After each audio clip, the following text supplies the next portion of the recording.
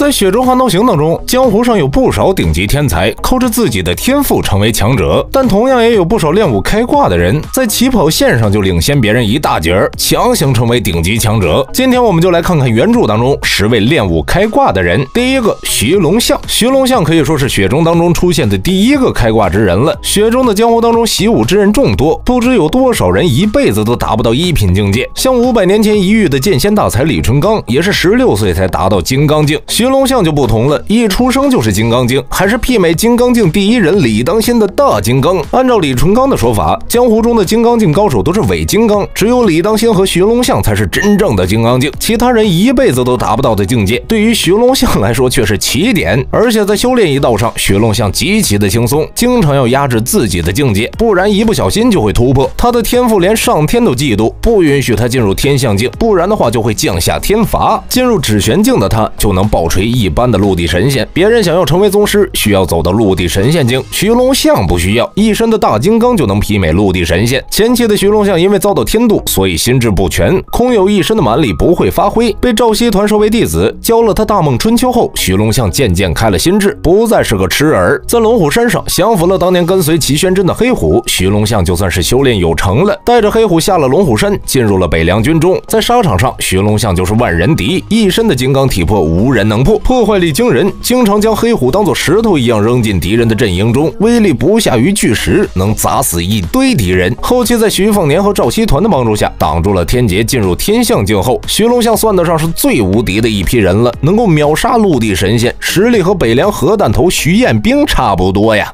在《雪中悍刀行》当中，江湖上最不缺的就是天赋出众的天才，在天才之上呢还有开挂。那么原著当中都有几个开挂修炼的人呢？第2位，轩辕清风。轩辕清风是轩辕敬城的女人，轩辕家作为建州最强的势力之一，底蕴很强，因此轩辕清风出生后也是个身份显赫的世家大小姐。除了是轩辕世家的大小姐之外，轩辕清风其实也是个转世之人，不过她并不是什么仙人和大能的转世，前世的她只是个普通的紫衣女子，和赵皇朝还有刘松涛一起游历过江湖。刘松涛喜欢她，但她却爱上了赵皇朝。后赵皇朝设计陷害刘松涛，以紫衣女子为棋子，在江湖上传播她是魔教教主刘松涛的女人，导致她被江湖中人凌辱，死时衣不蔽体。刘松涛得知消息后暴怒，将当时江湖上的高手几乎屠戮殆尽。转世到这一世的轩辕清风后，他过得依旧不好，母亲自甘堕落，父亲为他强入陆地神仙，大战老祖而亡。轩辕家被扫除干净后，他成为了新的家主，开始走上了习武之路。他拥有过目不忘的天赋，阅遍了轩辕家的武功秘籍后，找到了轩辕大盘的独门秘术，靠着吸收他人的内力，以极短的时间进入1品境界，开始自己的开挂之路。后又受到徐凤年的帮助，吸收了传国玉玺的气运，稳定了体内的气机，实力更上一层楼。王先知入梁劫杀徐凤年，轩辕清风前去阻挡，被王先知打得重伤垂死。垂死之际有所感悟，陆地神仙境的赵皇朝和刘松涛临死前，因为前世的羁绊，将自己的毕生所学和感悟都送给了他，还要加上一个曹长钦。天人境的他送给轩辕清风黄粱一梦，让他心境圆满，实力暴涨。据北城一战后进阶陆地神仙，可以说轩辕清风的机缘好到令人发指。开挂的他一路高歌猛进，成为黎阳王朝的武林盟主啊。